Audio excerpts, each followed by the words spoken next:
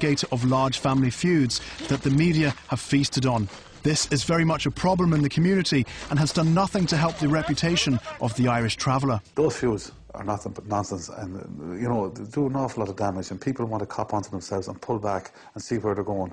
And they have to look at the bigger picture. You have to be part of the overall community. You just can't go out there and start feuds or be intimidating other people because they're members of the travelling community. And how come sometimes unusual instruments are used, like pickaxes and stuff like that? That's when fights are disorganised now, and again, that is very rare. That's when, say, both families go to the fight, which doesn't usually happen.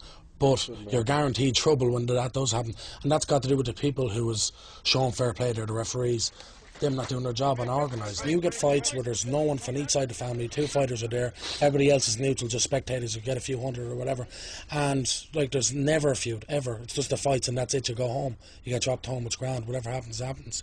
But it's when it's just disorganised or when it's a spur-of-the-moment thing where they don't even get anybody to show fair play. It's just in the middle of a fight, I hate you, you hate me, let's have it out. And the family get into it. That's what's going to happen, you know what I mean? That's just the way things happen. Most feuding that does happen among travellers happens within the family. It's very rarely outside of it. So it's the one family that is actually feuding, not 2 separate families. And that makes it all the more difficult. Travellers are not one big group of people. They're all these different family units that are interrelated and linked. And some of these very large extended families are actually separating more so than anything else, and it's not a separation, it's an ugly divorce that's taking place, and that causes a lot of tension. Coming up, schoolboy dreams of success and wealth. What sort of job do you want when you grow up? Probably working in an office or something, somewhere high up, get a lot of money, like.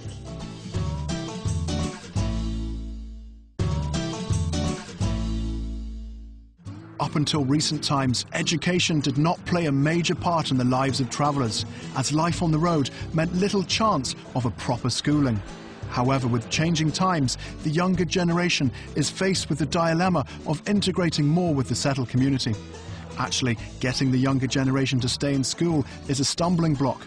St Thomas's All-Boy Traveller School in Coolock, Dublin is a prime example of this. The glass ceiling for travellers is the junior certificate. It's been the glass ceiling for a very long time. Now, there have been a couple, nationwide. There aren't that many travellers who go on to do the Leaving Cert. Michael, when you leave this school, you'll be going to another school? No, I'm going to go to a FOSS or something. No, I'm going to just go down Darndale. It's a subject down there, like it's a course. And I'm going to train for 2 years, and I'm going to try to come to be a fitness instructor. And it's not just in Coolock that there's this problem. It's an attitude that is widespread across the traveller community. How can they progress if this issue persists? When did you leave school yourself? I never had any, besides primary school, I never had any formal education. I never went to secondary school. When I was 15 years old, I joined a FOSS training course, and it's from there I got my junior cert. Who's still in school? Royal Conference School. I left when I was 16. Yeah, I left there the other day. Finished up. How long have you been gone now? For 2 months. Did you miss it? No. So I didn't like it. I never liked it. Was it the right thing to do to leave school? I mean, that was the right thing to do. Well, like travellers at schools, they're pushed away, they're pushed to the side. And are you good at reading and writing? Did you? I know for reading and writing, so I mean, that's about it. We're not special at our school, like. So, yeah. Settled children in school get, like, they're important. They're from, like, us travellers. Like, in my school now, like, I had to be put back in the back of the class while the rest of them is teaching school. So when I turned a certain age, I left school because I felt that I wouldn't learn anything. Like, they make you feel that you're not important enough for an education, like, just because you're a traveller. And the teachers make you feel that? Yeah. If you leave school early, it's similar to leaving school at the primary level years ago. We need to develop more in-house training and apprenticeship-type schemes for people who might leave school in their mid-teens. In spite of this problem, students are beginning to see the importance of having a full education to set them on the right path, although this attitude is very much in the minority. Are you going to stay until your Leaving Cert? You can't stay in the school till you're Leaving Cert, but I'm hoping to get into a different school. Do you think you will go on and do the Leaving? Yeah, I probably will, yeah. if my mind doesn't change. I think education is of huge importance, not only so far as that educating travellers for the future. I don't think there is a future of travellers without education. Unfortunately, the protective upbringing of young traveller girls even persists when it comes to education. It's this conflict between traditional and modern attitudes that is hampering a girl's chances of a proper education. In North Dublin alone, 73% of traveller girls aged between 12 and 16 are not enrolled in any form of schooling. Originally we were set up as a mixed school, but roughly about 5 years ago we had an incident in the school, and this is sometimes how things happen. We had an incident in the school where one of the teenage girls was dating one of the teenage boys at the weekend. Now, nothing was happening in school. It's quite normal in our culture, but the families became really, really, really afraid. Some families don't get on with each other, and some, because their families come here, they don't want to cause trouble. That's why the girls don't come here. Where do the girls go? To stay at home, probably clean up the house and wait for their dad to come to get married. Age-old traditions might be holding back the education opportunities of some of the younger generation, but when given the chance, they know they can achieve just as much as any other young person in Ireland. Over us being in recession now, it's hard to get a job without your junior cert. It's very hard to get a job. Where do you see yourself in 5 years' time? What sort of job do you want when you grow up? Probably working in an office or something, somewhere high up, get a lot of money, like. So you'd like to wear a suit? Yeah, wear a suit, tie and on, be fat and look good, high up, like.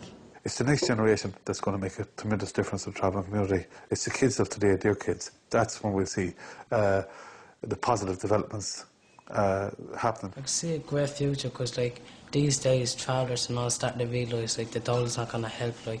They're getting great jobs, they're trying to go for the leaving cert, the junior cert, like, they're trying to get a great education because, you know, like, the doll's not going to help us. We need to start making a living and all that and just try to be the same as anyone else. A lot of travellers at this point in time don't go on to college. So to me it makes sense to put in the resources now so that maybe in another 10 or 50 or 20 years, whatever, that they will be going on to college and they will get that resource. It's not just the younger generation in the traveller community that are realising the importance of a formal education. Not going to school was fine in years gone by, but travellers are being forced to reassess this now.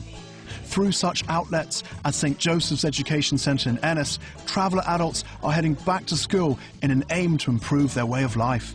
We're a 52-place centre for adult early school leavers, the majority of whom are members of the travelling community. We do everything from basic education right up to Leaving Cert applied. I'm delighted to say we have 4 learners who actually have gotten diplomas in youth and community or in community development practice through UCC and NUI Galway. Well, back to education, in fairness, I have to say they have done tremendous work and they've made tremendous improvements in travellers' lives, especially the older travellers. And how is your reading and writing? You've been coming here for 2 years now. Coming on, as a matter of fact, we're doing our own book in our life. You know, we haven't it all put together yet, but with the print pictures and things into it. We're delighted to be in here, and we're delighted St Joseph is here for us, because I don't know what we'd be doing. We'd never learn how to read and write at our age if it wasn't here for us. Since we came in here now, we can write our name and our address of our house, and we can write our phone number, you know, and we can read books with the help of God. We become teachers. Years ago, a lot of people didn't realise or understand how important it was for the education, because our generations before us didn't have any need for it. But now, as we're going along, they know that they need it and that they have to have it. The training in the centre is not all theory-based, with courses in practical skills such as hair, beauty and cookery. This has provided mature students the chance of completing the Leaving Cert Applied, which is a mix of theory and practical-based studies. Challenging older traditions, re-education provides an opportunity for traveller women to move away from the kitchen and try something new. At the moment you're doing your Leaving Cert, how's that going? At first it was a bit hard. We had all different classes. This is a hair and beauty class that we're in at the moment. Do you enjoy the class? It's beautiful.